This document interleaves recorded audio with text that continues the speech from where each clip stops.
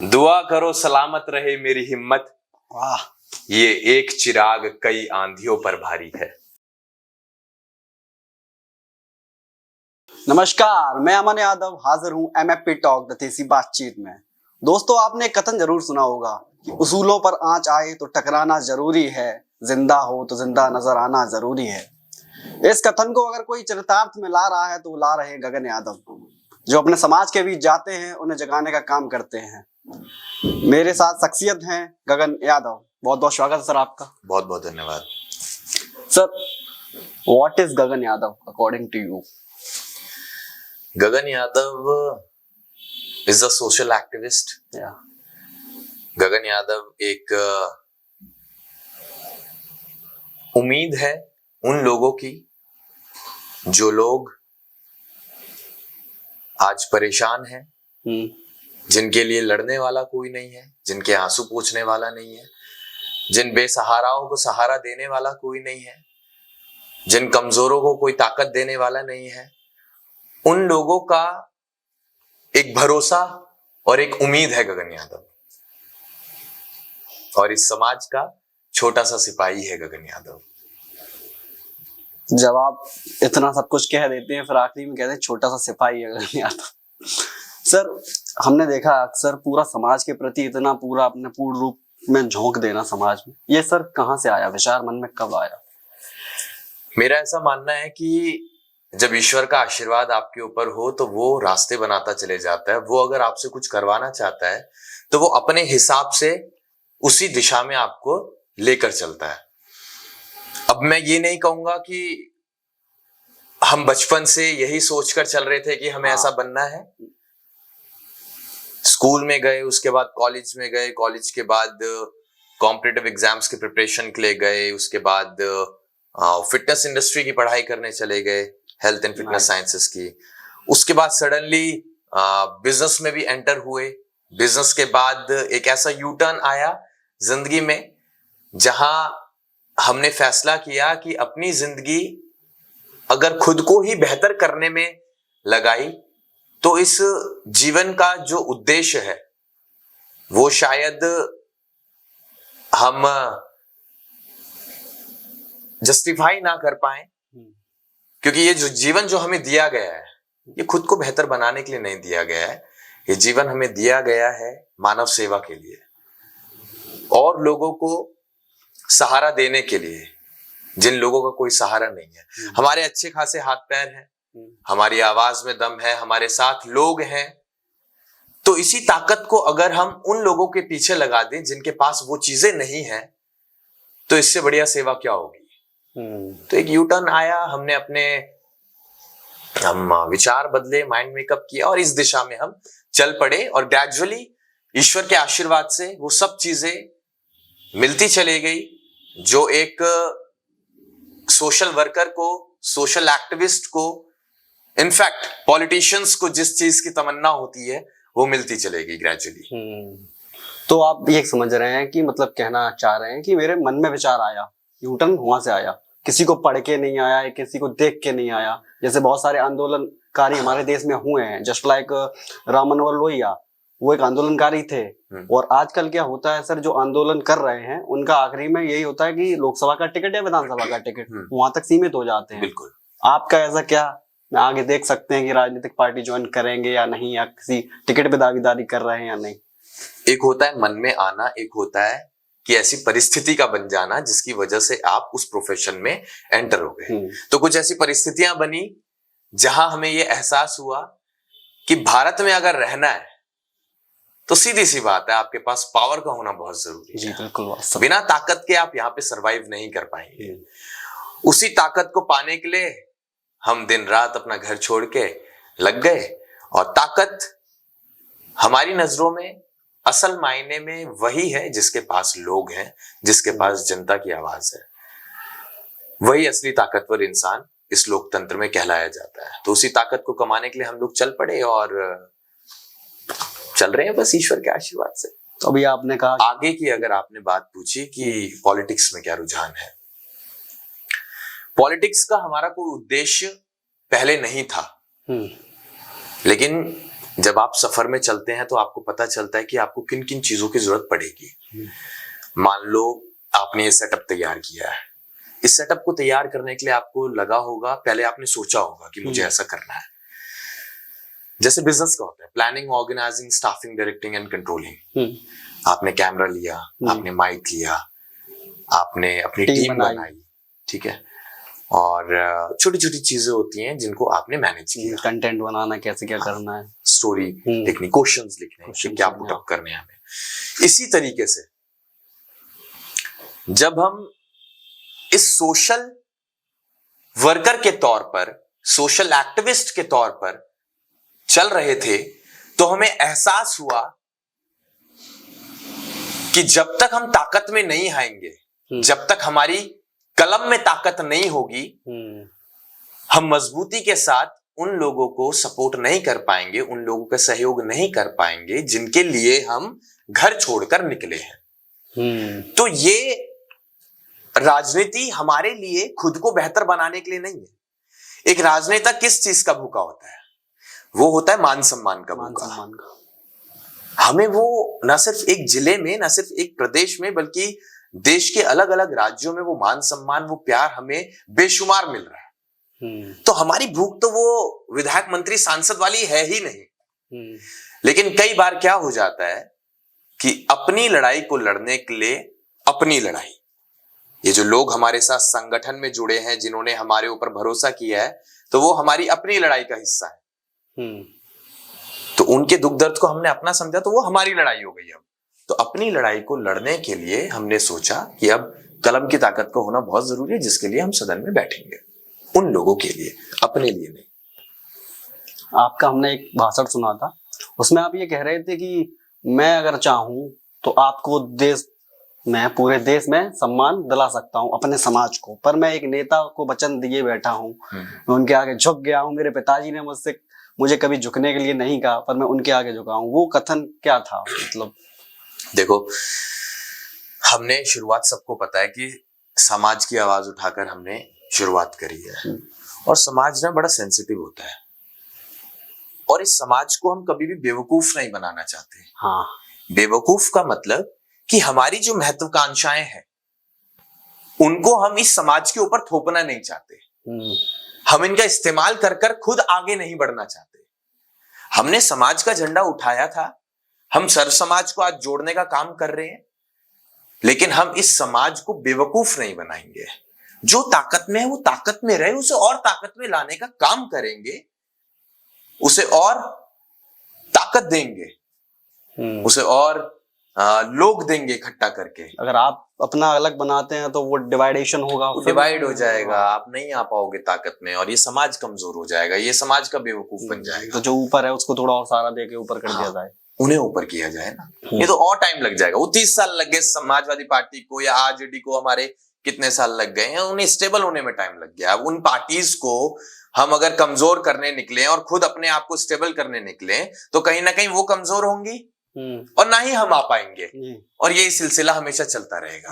तो बेहतर रहेगा कि अपनी ये दो पार्टीज है, इनको मजबूत किया जाए, इनको ताकत दी जाए, और हम एक संगठन के तौर पर आरजेडी और समाजवादी पार्टी। अब हमने ये तो देख लिया, जैसे यूपी में सपा है, बिहार में आरजेडी हो गई, यादव पूरा 80% लगभग चला जाता है उनके पास। अन्य राज्यों में क्या है, कोई यादव पार्टी उठी नहीं है, जिसके कारण वो जस्ट लाइक बीजेपी या कांग्रेस में जाते हैं, वहां उनकी बात सुनी नहीं आती। उनके लिए आप क्या कर सकते हैं? हमारा संगठन है IRO, Indian reformers organisation, pan India registered है।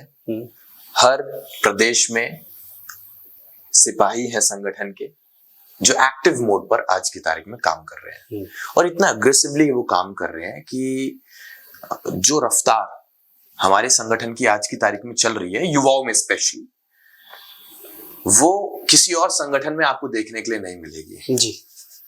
जो ग्रोथ हमारे संगठन की, वो हमने देखे हैं, जब कोई रिजल्ट निकल के आता है तो समाज के प्रति उन्हें कुछ अवार्ड दे दिया जाता है, कुछ धनराशि दे दी जाती है, लेकिन जो आप सड़क पे काम करते हैं वो हमने देखा है अपनी बात, और एक्चुअल नीड उसी चीज की है। हाँ। तो हम लोग अलग अलग राज्यों में अपने इन सिपाहियों को तैयार करके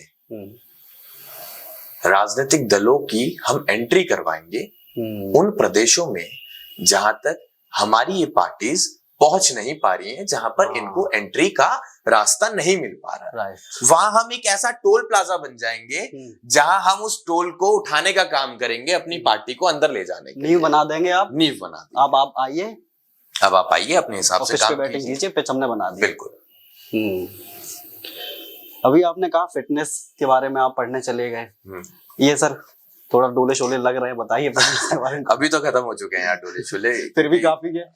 5 साल से मैं फिटनेस पर समय नहीं दे पा रहा हूँ, टाइम नहीं दे पा रहा हूँ, लेकिन सेंट्रल इलेक्शंस के बाद पूरा फोकस हम अपनी फिटनेस को भी देंगे, क्योंकि हेल्थ इज वेल्थ, यही हम लोगों को बताते थे और आज इसी चीज से हम बड़ा दूर हो चुके हैं।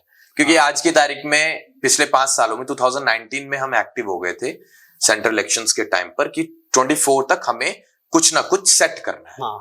और जितना हमने इन 5 सालों में काम किया है वो काम अब जाकर लोगों को दिख रहा है, क्योंकि इलेक्शन से पहले आदमी हाईलाइट होता है जी, तो वो अब दिखना शुरू हुआ है लोगों को।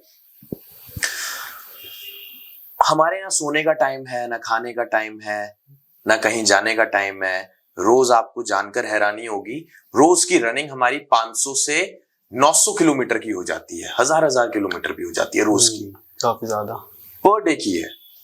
गाड़ी में टंकी फुल होगी और वो रात तक खत्म होगी टंकी। ये रूटीन डेली का, ये रूटीन डेली का है। तो इंसान, आप ऐसे इंसान है, इंसान को अपने लिए वक्त निकालना चाहिए। तो आप अपने लिए कब वक्त निकालते हैं? अपने लिए वक्त क्या होता है ना, कभी कभी आपकी प्रायोरिटीज जो होती हैं उन पर फोकस करने के साथ साथ आपको ना अपना फोकस आपका खत्म हो जाता है, अपने ऊपर जो करना होता है। तो प्रायोरिटीज हमारी आज की तारीख में जो है, उन प्रायोरिटीज पर काम करने के लिए हम शायद अपनी पर्सनल प्रायोरिटीज पर ध्यान नहीं दे पा रहे हैं, प्रोफेशनल प्रायोरिटीज पर ध्यान दे रहे हैं। तो हम आज की तारीख में ये समझते हैं कि ये ज्यादा इंपॉर्टेंट है, प्रोफेशनल प्रायोरिटीज। पर्सनल पर हम 24 इलेक्शंस के बाद जरूर ध्यान देंगे। और मैं आपको कह के जा रहा हूं, आप बुलाना 100 दिन का टारगेट दो मेरे को, 100 दिन में मेरी बॉडी बहुत अच्छी पंप होती है, ठीक है। तो हम दिखाएंगे उस टाइम आपको कि ये मसल मेमोरी होती है जो कि बन चुकी होती है, वो एकदम ग्रो करेगा। फिलहाल इनएक्टिव है फिटनेस में हम। और रही बात फिटनेस जर्नी की हमारी, तो वो शुरू से ही हम स्पोर्ट्स में थे, स्कूल टाइम से, कॉलेज में भी स्पोर्ट्स कर लिया करते थे और जिम वगैरह हमारा रेगुलर चलता था। तो लगभग 2011 से 2018 तक लगभग 8 साल हमने अपनी फिटनेस को दिया था और अब पिछले कुछ सालों से नहीं दे पा रहे हैं समय। बहुत एग्रेसिव मोड पर फिटनेस को लेकर बड़े एंथुजियास्ट थे हम कि हमारे लिए कुछ भी इंपॉर्टेंट नहीं है इस धरती पे सिवाय अपनी बॉडी के, ये हमारी मानसिकता हुआ करती थी। लेकिन जैसा कि मैंने कहा कि रास्ते ऐसे बनते चले जाते हैं जब आपको लगता है कि ये जीवन हमें सिर्फ खुद को बेहतर बनाने के लिए नहीं, उन लोगों को भी बेहतर बनाने के लिए अपनी मेहनत करनी चाहिए जिन लोगों के पास शायद रिसोर्सेज की कमी है। हाँ, आप अच्छा कार्य कर रहे हैं। और अभी हमने देखा है कि अहिर रेजिमेंट को लेकर आपने बहुत लंबी यात्रा निकाली है, थोड़ा यात्रा के बारे में बताइए। और अहिर रेजिमेंट बनाने में या बनने में हमारा समाज मात कहाँ खा जाता है? अहिर रेजिमेंट का जो ये मुद्दा है ये पिछले कई वर्षों से चलता आ रहा है और इसमें कई और वर्ष लग सकते हैं। मार हम एक जगह खा रहे हैं इस समाज को पूरी तरीके से संगठित करने में। हाँ। क्योंकि बहुत बड़ा समाज है। We are one of the largest community of India, approximately 26 crore. बहुत बड़ी। तो जितना हमारा परसेंटेज आज की तारीख में इस देश में है, अगर ये सब इकट्ठे हो जाए तो मैं कह रहा हूं आप अहिर रेजिमेंट की बात कर रहे हो, ये एक तरफा प्रधानमंत्री भी बना देंगे। और जहां आपके प्रधानमंत्री बने वहां आपको भी पता है आप कितनी रेजिमेंट्स बनवा सकते हैं, कितना कुछ करवा सकते हैं। तो फिलहाल हम लोगों ने शुरुआत तो अहिर रेजिमेंट के मुहिम से करी थी क्योंकि समाज को जोड़ने का हमें एकमात्र यही झंडा नजर आया था। जिस झंडे के नीचे, जिस पीताम्बरी ध्वज के नीचे हमारा समाज एक छत के नीचे इकट्ठा होगा, आपस में बातचीत करेगा और एक दूसरे को समझेगा, सहयोग करेगा। नहीं तो अलग अलग राजनीतिक विचारधाराओं में हम बटे हुए हैं। कोई फला पार्टी में है, कोई फला पार्टी में है, जिसके चलते दो ही सगे भाई एक दूसरे के साथ बैठकर पानी तक पीना जरूरी नहीं समझते। हाँ। तो हमने सोचा कि भाई राजनीतिक झंडे के नीचे अगर समाज को जोड़ेंगे तो वो जुड़ नहीं पाएगा, तो हमने झंडा ही अलग कर लिया, अपने दादा श्री कृष्ण का नाम लिया और पीताम्बरी के नीचे समाज को जोड़ने का काम किया और इसका अच्छा रिजल्ट दिखा। लोग जुड़े, युवा जुड़े, और इनको हम वादा करते हैं कि जिस भरोसे और जिस उम्मीद के साथ हम आए थे आपके बीच, अहीर रेजिमेंट का जो हमने वादा किया था वो हम डेफिनेटली बनाएंगे और बनाकर दिखाएंगे, चाहे हमें उसके लिए अपना प्रधानमंत्री क्यों ना बनाना पड़ जाए। वाह। अभी आपने समाज की बात की, यादव समाज की। कुछ लोग होते हैं जस्ट लाइक गोत्र पे चले जाते हैं, डिवाइडेशन करते हैं। घोसी कमरिया सबसे ज्यादा डिवाइड यहीं पे हो रहा है हमारे यहाँ पे पश्चिमी यूपी में। एक मैं मेरठ से आता हूँ, हाँ। उस तरफ एक गोत्र कोई लेकर चलता है, कोई कहता है अहीर, कोई कहता है आहार, हाँ।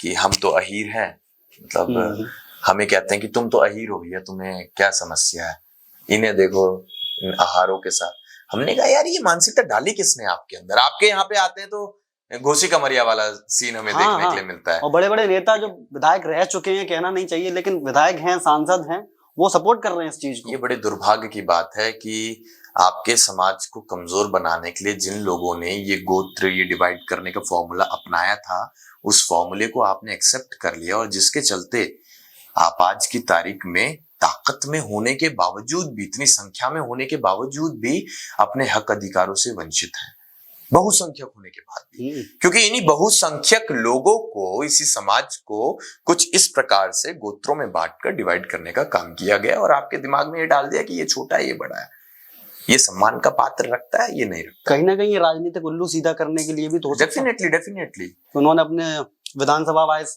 तय कर लिया कि यहाँ पे घोसी ज्यादा है, कमरिया ज्यादा है, तो उन्होंने वो कार्ड खेल दिया कि मेरा गोत्र ये है और मैं चुनाव में जीत सकता हूँ। और आप जैसे, हम जैसे यंगस्टर्स को अब इस विचारधारा से अलग हटना पड़ेगा, इस सोच से अलग हटना पड़ेगा, नहीं तो समाज नहीं जुड़ पाएगा। जी देखिए, हम समाज की अगर आवाज उठा रहे हैं तो इसमें जातिवाद की बू नहीं आनी चाहिए आप। हाँ। क्योंकि अपने समाज के हक अधिकारों की लड़ाई को लड़ना अगर जातिवाद है तो मैं स्वीकारता हूं कि मैं जातिवाद कर रहा हूं। हाँ। लेकिन मैं एक ऐसा जातिवादी आदमी हूं जो उस आदमी के साथ भी खड़ा होता है जिस आदमी का कोई सहारा बनने के लिए तैयार नहीं होता है, जिसके आंसू पोंछने के लिए कोई तैयार नहीं होता है। हम उस व्यक्ति के साथ, उसका बिना समाज जाने, ना उसका धर्म ना उसकी जाति जाने, उसके साथ हम खड़े होते हैं। और हम चाहते हैं देश का हर युवा ऐसा जातिवाद करे कि कमजोर को वो ताकत देने का काम करे, चाहे वो किसी भी जाति से हो, और अपनी जाति को वो जरूर मजबूत बनाए। आदमी घर में अगर मजबूत नहीं है ना तो बाहर उसे इज्जत नहीं मिलेगी। अगर मेरा परिवार ही संगठित नहीं है और मैं चले जाऊं दूसरे के घर में ज्ञान देने, तो वो क्या कहेंगे, पहले अपने लोगों को तो जोड़ ले, बाद में आके हमें ज्ञान देना। तो आज हम अपने लोगों को जोड़ने का काम कर रहे हैं, उसके बाद हम उन्हें जोड़ेंगे। वो हमने देखा था अभी, आप डॉक्टर रितु सिंह के वहां पे गए थे धरने में, दिल्ली, अलग समाज के, फिर भी जरूरी है ना। देखो, कोई महिला अगर किसी का वीडियो देखा हमने, वो रो रही थी, तो इतना सॉफ्ट कॉर्नर जरूर जिंदा रखना अपने दिल में कि आप रोते हुए के आंसू पोंछने चले जाओ, और कुछ ना कर सको तो बुरे वक्त में उस आदमी के साथ खड़े हो जाओ जो आपको पुकार रहा है। वही काम हमने किया, वही काम हम करते आए हैं, और वही काम हम आगे करेंगे भी। इसी विचारधारा पे हम चल रहे हैं, कोई रॉकेट साइंस नहीं है। अच्छी विचारधारा है आपकी। सर, आपके बारे में सुना है कि देवरिया में कांड हुआ था, बुलडोजर चलने वाला था, आप जाके खड़े हो गए थे, वो क्या कांड था? बुलडोजर के सामने खड़े नहीं हुए थे हम।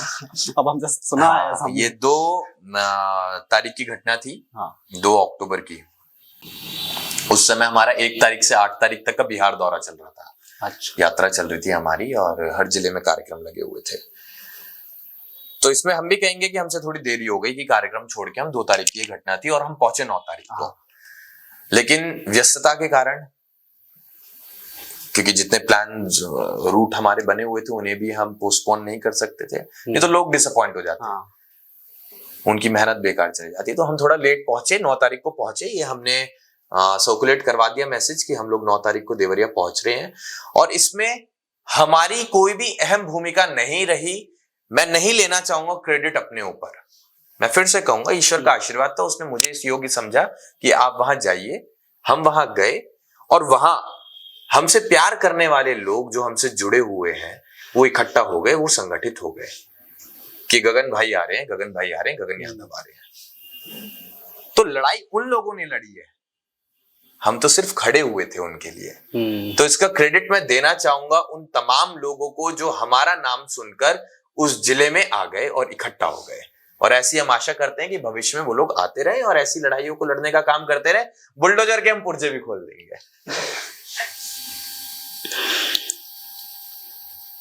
आप किसी राजनीतिक फैमिली बैकग्राउंड से नहीं आते नहीं। तो कभी आपको धमकियां मिलती हैं अन्य समाज के लोगों से या पुलिस से?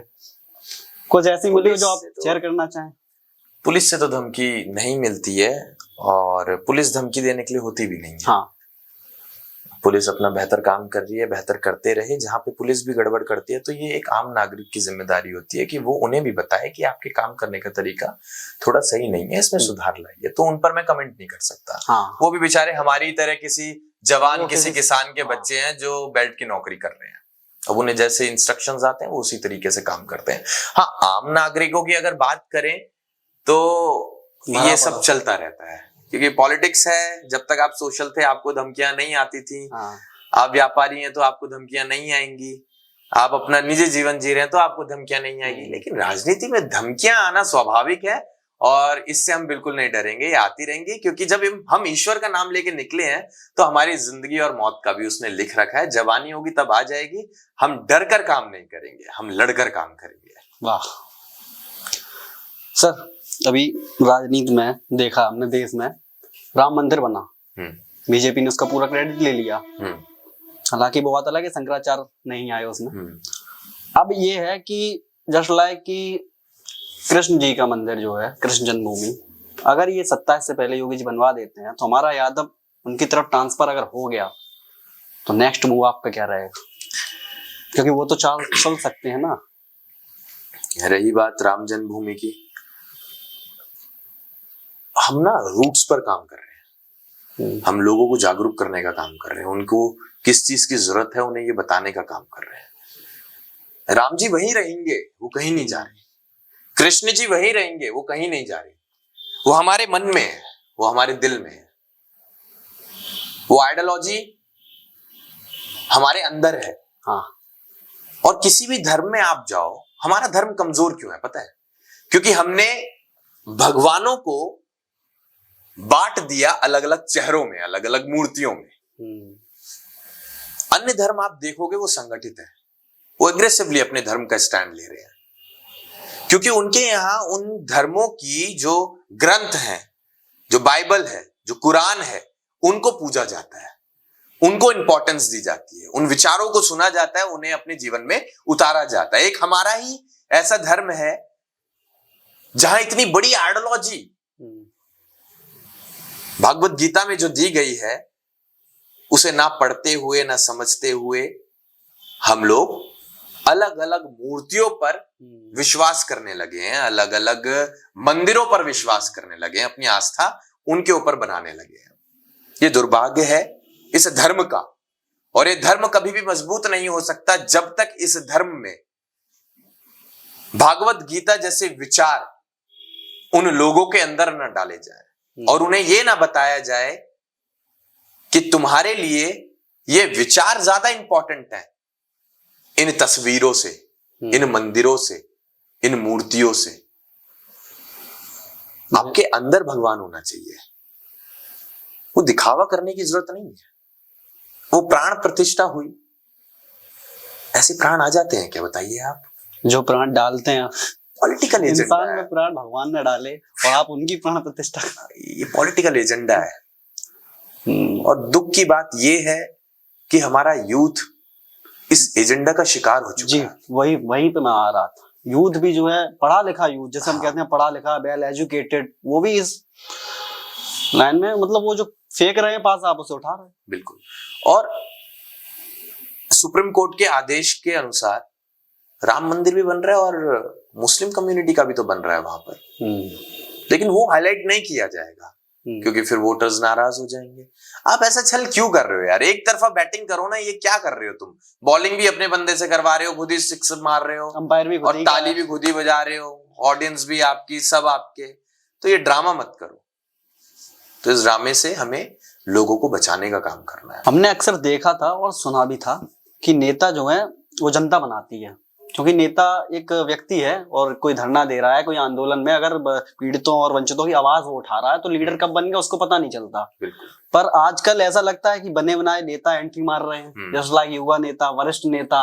और पहले होता क्या था, उनको पूरी नॉलेज थी जो लीडर थे, काम कैसे करवाया जाता है। ठीक है, एक कलम होती थी, एक झोला होता था, छोटा काम चल जाता था उतने में। आज क्या हो, आपके पास 10 कलर की फॉर्च्यूनर हो, 10 फॉर्च्यूनर हो, एक कलर की, ठीक है, होनी चाहिए, बॉडीगार्ड, और पीछे एक गाना बजता था, गर्दा उठे साए साए साए, रील पे हम देख रहे हैं। ये इम्पोर्टेंट होता जा रहा है। इस पर आप क्या कहना चाहेंगे कि मतलब राजनीति के लिए पैसा बहुत जरूरी हो गया है? जो बेचारा आदमी काम करना चाहता है दिल से, पैसा नहीं है उसके पास, उसके लिए राजनीति बची नहीं, ऐसा लगता है।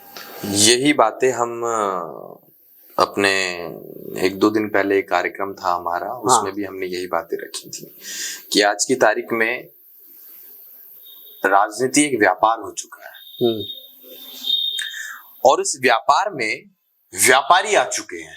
हाँ, 50 साल तक जिसने खूब पैसा कमाया अपने बिजनेस से, वो 50 साल के बाद अब बिजनेस से बोर हो चुका है, अपनी सारी पर्सनल, थोड़ा एडवेंचर करने आ जाता है, पर्सनल प्रोफेशनल सारी जिंदगी उसकी अब जितनी उसकी महत्वाकांक्षाएं थी सब पूरी हो चुकी हैं। अब वो एंटर करता है राजनीति। हाँ। और राजनीति में जब वो एंटर करता है तो वो आजकल एक व्यवस्था बन चुकी है कि पार्टी का चिन्ह देख रहे हैं लोग, कैंडिडेट नहीं देख रहे हैं। और जब तक आप पॉलिटिक्स में कैंडिडेट नहीं देखोगे, आप एक सफल राजनेता तैयार नहीं कर पाओगे। राइट। तो बेहतर रहेगा कि आप कैंडिडेट पर फोकस करें। लेकिन व्यवस्था ऐसी बन चुकी है कि मैंने पैसा कमाया, पैसा कमाने के बाद मैं पार्टी के पास गया, पार्टी को मैंने कहा लो 10 करोड़ रुपए फंड में और मेरे को फलाना जगह से टिकट दो। पार्टी को पैसा चाहिए। ऐसा है ना कि वो पार्टियां इतनी ऊपर पहुंच चुकी हैं कि 1-2 ही चेहरे बचे हैं। हाँ। और उनकी पार्टी से जो लड़ेगा जीत हार उसी में होगी। अब उन्हें नए चेहरों की जरूरत नहीं है। हाँ। और नए चेहरों की जब जरूरत नहीं है तो वो व्यक्ति जिसने अपनी चप्पलें घिस दी, गांव-गांव घूमते घूमते, समाज सेवा करते करते, लोगों के विचार लेते लेते, सवाल इकट्ठे करते हुए उनका समाधान कैसा निकाला जाए, उन जवाबों को इकट्ठा करके जो झोला टांग के घूम रहा है पैदल, कोई फॉर्च्यूनर नहीं, कोई गनर नहीं, कोई प्रोटोकॉल नहीं, उस आदमी को लोग आज की तारीख में पागल समझते हैं। उसे नेता नहीं समझते हैं जी, उसे समझते हैं पागल, ये बेवकूफ है, इसके पास कोई काम नहीं है, इसलिए ये अब राजनीति में आ गया। आज की तारीख में नेता उसी को माना जाता है जिसके पीछे, जैसा कि आपने कहा, 10 फॉर्च्यूनर है, 10 गनर है, कैमरामैन घूम रहे हैं आगे पीछे, पूरा जबरदस्त उसका प्रोटोकॉल है, लोग उसे एक्सेप्ट कर लेते हैं, यार मजबूत नेता है, इसके साथ जुड़ो। राइट। ये लेकिन वो है। नेता आपके लिए क्या कर पाएगा जिसने अपना पूरा जीवन एसी में बैठकर नोट गिनने का काम किया है? वो आपके लिए आकर धूल में लाठियां नहीं खा पाएगा। नहीं है। आपको समझना पड़ेगा कि आपको कैसा नेता चुनना है, कैसा नेता आपको पसंद करना है, और किस व्यक्ति को आपको नेता बनाना है, ये आपको फैसला करना पड़ेगा। क्योंकि नेता तैयार करने वाला लोग होते हैं, नेता तैयार करने वाला समाज होता है। तो ये जिम्मेदारी समाज की बैठती है कि अब आप लोग अपनी ताकत सही आदमी को देने का काम करें, जिस प्रकार आप अपना मत देने का काम करते हैं। तो अब इस विचारधारा से, इस सोच से हमें ऊपर उठना होगा कि जिसके पास पैसा है वही नेता बनेगा। वो कौन सी मूवी आई थी जिसमें कहते हैं कि नेता का बेटा नेता, अब ऐसा नहीं चलेगा। आई थिंक एक आई थी, जो भी है, तो उसमें यही कहते हैं कि अब नेता का बेटा नेता नहीं बनेगा। ये सही बात है। क्यों बनेगा भाई? और भी तो बन सकते हैं। अगर मैं हूं, मैं आने वाले समय में बहुत अच्छा, दिल से जुड़ने वाला महबूब नेता बन सकता हूं और बनूंगा, क्योंकि हमारे अंदर वो भाव है, हाँ। वो फीलिंग्स हैं जो हम कनेक्ट हो रहे हैं, जिस तरीके से हम कनेक्ट हो रहे हैं हमें महसूस हो रहा है कि हम बनेंगे, वाइब आ जाती है, ठीक है, वो वाइब्स आ रही हैं, वाइब्स कनेक्ट हो रही हैं और हर आदमी जो हमसे मिल रहा है वो जुड़ रहा है, उसके अंदर सवाल नहीं है कुछ भी सिवाय ये बोलने के कि आपके लिए जान दे देंगे, दूसरा उसके पास सवाल ही नहीं है। तो इससे हो क्या रहा है, हमारा ग्राउंड मजबूत हो रहा है, हमें पता चल रहा है कि हमें भगवान किस दिशा में ले जाना चाह रहा है, तो उसी दिशा में हम एनर्जी डालने का काम कर रहे हैं। तो कहना हम सिर्फ यही चाहेंगे कि नेता बड़ा सोच समझ के आप लोग चुनने का काम करें, नहीं तो आपका इस्तेमाल करके निकल जाएंगे। जितनी वो फॉर्च्यूनर घूम रही हैं, जितने वो गनर घूम रहे हैं, जितना वो पूरा प्रोटोकॉल तैयार हो रहा है, उसका खर्चा कौन देगा भाई? सिस्टम पूरा बना के चल रहा है। आपकी जेब से जाएगा ना, एक आम आदमी की जेब से जाएगा। अगर वो 2-3 करोड़ खर्च कर रहा है तो कहां से निकालेगा? पहले तो अपने कोटा पूरा करेगा ही वो। दिक्कत इस बात की कि जिस आदमी की जान को खतरा नहीं, जिसको मच्छर भी आके जिसके ऊपर बैठना नहीं चाह रहा, वो आदमी गनर लेके घूम रहा है ना? हमें लगी जरूरत कि भाई जान से मारने की धमकी आई है, हमने कहीं कोई एप्लीकेशन भी नहीं दी कि हमारी जान को खतरा है, हमने कोई स्टंट करना जरूरी नहीं समझा। हमसे लोगों ने कहा कि आप ऐसे मत रहा करिए, आप प्रोटोकॉल में रहा करिए, हम ये भेज रहे हैं, हम ये भेज रहे हैं, ठीक है। हमने कहा क्यों भाई, क्यों इतनी फॉर्मेलिटीज करनी है? जब जिंदगी मौत ऊपर वाले के हाथ में लिखी है तो इन सब चीजों से बाहर निकलो, ठीक है। जब जरूरत लगेगी तब आपको दिख जाएगा,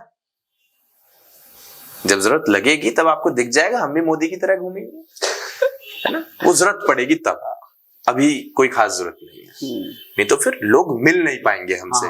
वो धक्का दे देंगे सिक्योरिटी वाले, बाउंड्री वॉल हो जाती है ना, आपस में बात नहीं कर पाएगा आदमी, वो इंटरेक्शन नहीं हो पाएगा। तो फिलहाल हमारे लिए ज्यादा जरूरी है कि वन ऑन वन हम लोगों से मिल जाएं, उसके बाद की बातें, वो सब चीजें जो होती हैं वो वक्त की जरूरतें होती है, नजाकत होती है, जिसके साथ वो सारी चीजें करनी पड़ती हैं, वो जरूरी हो जाती हैं उस टाइम पर। फिलहाल भी जरूरी है लेकिन हम जरूरी नहीं समझते। अभी आप आए थे भैया, उससे पहले हमने एक पोल किया था आपस में, शादी कब कर रहे हैं आप? एक क्वेश्चन निकल गया भाई, बगावत करवाओगे लड़कियों के अंदर? अब वो आपको पता होगा, स्वयंवर रचवाना पड़ेगा कि इस दाढ़ी वाले को कौन पसंद करेगी। बहरहाल आते हैं, सोशल मीडिया पर भी बहुत मैसेजेस आते हैं, मम्मी भी कॉल करके कहती हैं कि रिश्ता ले लूं क्या? घर वालों को तो हमने ये कह रखा था पहले कि 2022 के चुनाव के बाद कर लेंगे, 22 में सरकार आई नहीं, फिर कह दिया घर वालों 24 के बाद कि 24 के बाद कर लेंगे। अब स्ट्रिक्ट घर वालों के ये ऑर्डर है कि 24 के बाद अगर 25 हो गई तो घर से दफा हो जाना, अब तो तू आता है 2-3 दिन के लिए महीने में, वो भी मत आना फिर। तो हमने कहा चलो ठीक है, नहीं आएंगे। ये बढ़िया था गुरु। नहीं करेंगे, शादी करेंगे, जरूर करेंगे, क्योंकि अकेला बेटा हूं मैं अपने माँ बाप का, और उनकी भी कुछ इच्छाएं हैं कि हमारा बेटा जिम्मेदारियां जिस तरीके से समाज की निभा रहा है अपने परिवार की भी निभाए, और ये जरूरी भी है। जो काम हम आज कर रहे हैं, हम नहीं चाहते कि वो काम हम तक ही सिमट कर रह जाए, हम चाहते हैं कि वो काम आगे बढ़ाने वाला भी हमारा कोई बच्चा आए जो इसी विचारधारा के साथ चल के आगे और लोगों की हमारे जाने के बाद आंसू पोंछने का काम करे, सहारा देने का काम करे, उनके लिए लड़ने का काम करे। ये हम चाहेंगे कि आगे वो काम करे, जिसके लिए शादी करना बहुत जरूरी है, और हम जरूर करेंगे। लड़की अभी नहीं देखी है हमने कोई, और अभी देख भी नहीं रहे हैं, ये तो फिर डिस्ट्रैक्ट हो जाएंगे काम से। लेकिन 24 के चुनाव के बाद लड़की देखने लगेंगे, तो स्वयंवर वयंवर रचवाना हो आपको तो आप लोग जरूर चुनाव के बाद संपर्क कर सकते हैं। सोशल मीडिया साइट पे मैसेज भेज सकते हैं। मैसेज मत भेजना, देख नहीं पाते हम। बहुत आते हैं कि आपको पाने के लिए क्या करना होगा, हमने कहा हाँ आते लिटरली कई लड़कियों के मतलब मैसेजेस आते हैं कि आप जैसा लड़का हमें चाहिए, और आपको पाने के लिए क्या करना पड़ेगा। तो हम कहते हैं भाई 16 सोमवार से काम नहीं चलेगा, हम जैसे लड़के को पाने के लिए 116 सोमवार तुम्हें करने पड़ेंगे, ठीक है। बहरहाल सब खुश रहें, और ये इंट्यूशंस होती हैं जो लड़की शेयर कर देती है, लड़का भी शेयर कर देता है। हमने भी पीछे किसी को अपने इमोशंस शेयर किए थे, वो आईएएस ऑफिसर हैं, ठीक है। उन्होंने फिर हमारे प्रपोजल को थोड़ा सा डिले कर साइड में रख रखा है, लेकिन हम भी कोशिश करेंगे, अगर कुछ बन गए तो अप्रोच करेंगे, नहीं तो जीवन साथी भी जीवन में जिस प्रकार आपके आने और जाने का लिखा है, आपका जीवन साथी भी लिखा हुआ है। जो मिलेगा एक्सेप्ट है, बस इतना चाहेंगे कि जिंदगी में कोई भी आए वो मेरी माँ की बेटी बनकर आए। वो अपना घर अगर छोड़कर आए तो मेरे घर को अपना समझे, मेरे बाप को अपना समझे, मेरी माँ को अपना समझे, और मेरी इज्जत का, जिस इज्जत को कमाने के लिए हम अपना घर छोड़कर घूम रहे हैं, उस इज्जत को वो चार चांद लगाने का काम करे। ऐसी अर्धांगिनी की हम तलाश करेंगे और ईश्वर से हम कामना करेंगे कि अर्धांगिनी बड़ा सोच समझ के देना, बाकी सब तो संघर्ष चल ही रहा है। हाँ भैया, आखिरी में एक शायरी हो जाए, हमने सुना है काफी करते हैं आप। दुआ करो सलामत रहे मेरी हिम्मत, वाह, ये एक चिराग कई आंधियों पर भारी है। वाह, थैंक यू। तो आज का सेशन यहीं खत्म करते हैं। संवाद का कार्यक्रम जारी रहेगा। देखते रहिए MFP टॉक द देसी बातचीत। नमस्कार।